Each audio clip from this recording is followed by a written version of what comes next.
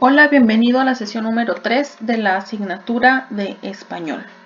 Primeramente te voy a pedir que te ubiques en la página número 11 de tu cuaderno para el estudiante, donde vas a comenzar con la actividad de Me activo y me concentro, donde vas a observar con atención el siguiente conjunto y vas a encerrar los 5 objetos que no se repiten. Atento a esto, solamente vas a encerrar los 5 objetos que no se repiten. Muy bien. Después vas a continuar con lo que sé sobre el tema y vas a explicar a tu tutor, o lo vas a escribir en tu cuaderno, según tu propio conocimiento y en tus palabras, qué es la biografía, cuento, fábula, novela, crónica, diario, mito. Y si puedes, vas a dar algunos ejemplos de los textos antes mencionados. Eso te va a servir para confrontar tus ideas previas a lo que viene posteriormente en la clase. Bien, pues ya empezamos con el apartado de Aprendo Más, donde para conocer más acerca del tema, tipos de texto narrativo, vas a leer con detenimiento los tipos de texto narrativo precisamente. Y después vas a investigar un ejemplo de cada tipo de texto narrativo y describirlo en el cuadro de análisis que encontrarás posteriormente a esto. Bien, te lo voy a explicar de uno por uno. Tipos de texto narrativo. Después de aprender qué es un texto narrativo y cuál es su función, es importante conocer los diferentes tipos que hay. Los más comunes son los que se mencionan a continuación. Empezamos con el cuento, que se caracteriza por su extensión breve y la presencia de pocos personajes. Son narraciones que comunican una idea en concreto y que pueden dirigirse a todas las edades. Continuamos con la fábula, el cual es un tipo de obra literaria que es breve y se dirige a un público infantil. El narrador cuenta los hechos y hay una enseñanza o moraleja y suele estar protagonizada por animales, muy importante. Está protagonizada por animales o seres inanimados y casi nunca por seres humanos. Es decir, que podría intervenir tal vez un ser humano, pero jamás un ser humano será el protagonista de una fábula. Y otra de sus características principales es que siempre lleva una enseñanza llamada moraleja. Continuamos con la novela. Es un tipo de texto mucho más extenso y profundo en el que se pueden tratar diferentes temas. Suele haber numerosos personajes y los acontecimientos son más complejos. En ella se crea un mundo de ficción en el cual los personajes se mueven y realizan diferentes acciones para llegar a un desenlace. Posteriormente tenemos a la biografía. En este tipo de obra escrita, un tercero relata de manera profunda la vida de una persona y resalta sus éxitos, fracasos y contribuciones a la sociedad. Crónica. Este sí tal vez te parezca un poco más conocido.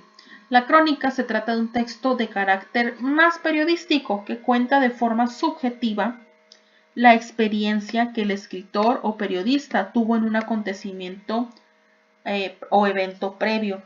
La crónica va muy tomada de la mano hacia una reseña. Ya lo vimos en la semana pasada, la reseña. Entonces tiene una estructura muy parecida a la reseña. Diario. Es un texto escrito en primera persona que describe los acontecimientos, las memorias y las reflexiones de quien narra la historia. Esto tal vez lo puedas llevar a cabo tú de manera personal con los acontecimientos que te van sucediendo día a día. Entonces, en este caso, tú serías el narrador en primera persona que estarías, válgame la redundancia, narrando tu historia, tus memorias y tus reflexiones que te acontecen a diario, precisamente. Mitos. Estos textos, que también forman parte de la literatura oral, se emplean en diferentes culturas, sobre todo en las culturas antiguas, para explicar el origen del mundo y el ser humano. Los mitos son muy parecidos a las leyendas, solamente que en los mitos convergen muchísimos más seres mitológicos. Recuerda que en clase en algún momento te conté algunos mitos griegos, algunos mitos romanos, que inclusive tuvieron lugar en la clase de historia cuando veíamos las civilizaciones antiguas y las civilizaciones andinas. Recuérdalo. Bien, habiendo explicado esto, ahora sí, en este cuadro de análisis que te aparece aquí, te aparece el tipo de texto narrativo y ahora sí, tú de manera ya más consciente vas a describirlo y vas a dar un ejemplo de ese tipo de texto, ¿ok? Puedes obtener la información del texto que te acabamos de de explicar acá arriba. Puedes releerlo de nuevo si gustas para que puedas describirlo. Y te recomiendo que pienses muy bien algún ejemplo para que tengas más conciencia acerca de esto. Muy bien.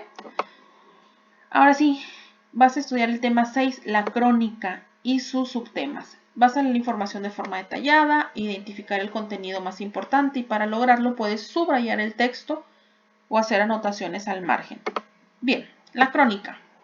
La crónica es un texto narrativo que se relaciona con el género periodístico. Recuerda que los textos narrativos pueden ser literarios o no literarios. En este caso, pues estamos entrando a un texto no literario, por lo tanto, ya sería un género periodístico. Y tiene como finalidad dar a conocer un hecho de actualidad cercano al escritor de manera cronológica, verídica y subjetiva. Es decir, que quien escribe esta crónica da su punto de vista y brinda una perspectiva más descriptiva, humana y completa de las noticias diarias. Utilidad de la crónica. Es una fuente de consulta para los historiadores.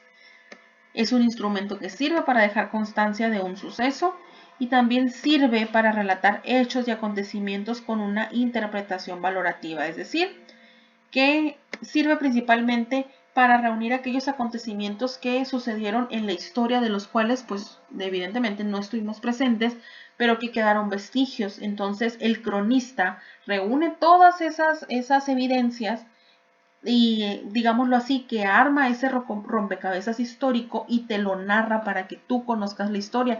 De hecho, de esta manera, a través de crónicas, se crean los libros de historia precisamente porque tal vez tú no te has puesto a preguntarte esto, a pensar, ¿cómo saben qué sucedió si no estuvieron allí? Pues precisamente a través de esto, a través de crónicas que recurren principalmente a evidencias históricas y van investigando y van moviendo piezas hasta que las juntan, hasta que les da una historia pues descriptiva, verídica y sobre todo es subjetivo también porque cada quien tiene su versión de la historia. Tipos de crónica. Hay tres tipos de crónica. Informativa, que narra hechos de manera cronológica y puntual sin emitir juicios de valor. Opinativa, informa sobre los hechos observados y al mismo tiempo los comenta, es decir, opina acerca de ellos. Interpretativa, es de carácter literario e incluye juicios de valor.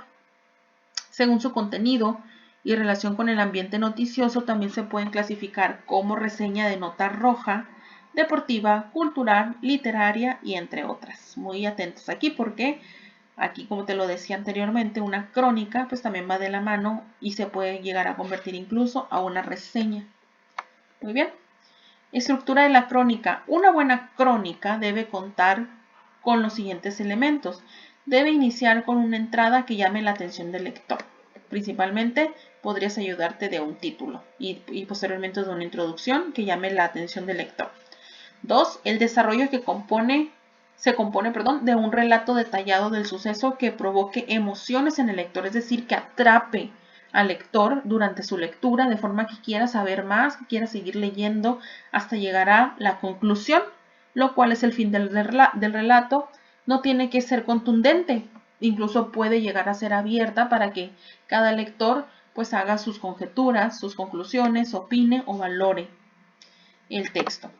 Características de la crónica. Al redactar una crónica deben tomarse en cuenta los siguientes aspectos de forma y estilo. El tiempo es definitivo para el ritmo y la credibilidad de la historia. Es decir, tienen que concordar los tiempos, porque imagínate que estás hablando de un acontecimiento que ocurrió hace 20 años y lo estás sacando como nota novedosa, pues entonces allí los tiempos definitivamente no te van a dar credibilidad. Además de narrar la noticia, el cronista emite un juicio personal y una valoración acerca de los hechos. Se debe emplear una forma narrativa para contar los sucesos y destacar su importancia, y se utilizan descripciones para ambientar al lector. Muy importante. Las descripciones son muy importantes porque como tú no estuviste en ese momento, tú solamente te vales de la información que te está aportando el narrador. Entonces, uno como narrador tiene la responsabilidad de escribir lo más detalladamente posible lo que sucedió. Después, se debe resaltar cómo sucedieron las cosas por medio de un lenguaje sencillo y claro. Nada de andarlo rebuscando. Si lo que intentamos es entretener e informar, pues un lenguaje sencillo y claro es primordial. El texto debe contener una interpretación subjetiva de los hechos, pero estos deben contarse desde un lugar en donde se produjeron, además de que la cronología debe ser clara, muy importante aquí, de que pues debes describir también dónde se produjeron los hechos, y la cronología, es decir, cómo fueron sucediendo, debe ser muy claro.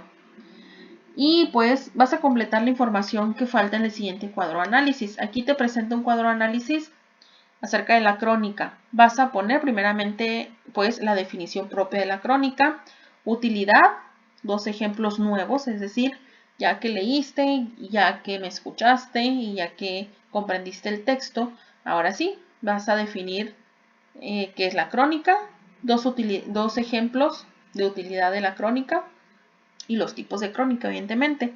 Las flechas te van señalando hacia abajo hasta llegar a la estructura y características. Vas a hacer un breve resumen, aquí te marcan las líneas. Un breve resumen acerca de la estructura y las características. Y pues por último, en la página 14 me autoevalúo.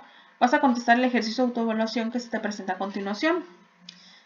Algunos son de completar, otros son de opción múltiple, otros son de relacionar algunos incisos hasta completar la respuesta correcta. Y pues todo es con base en lo que hemos visto hasta el momento. Y aquí se termina en la página número 14. Te veo el día de mañana para la siguiente sesión.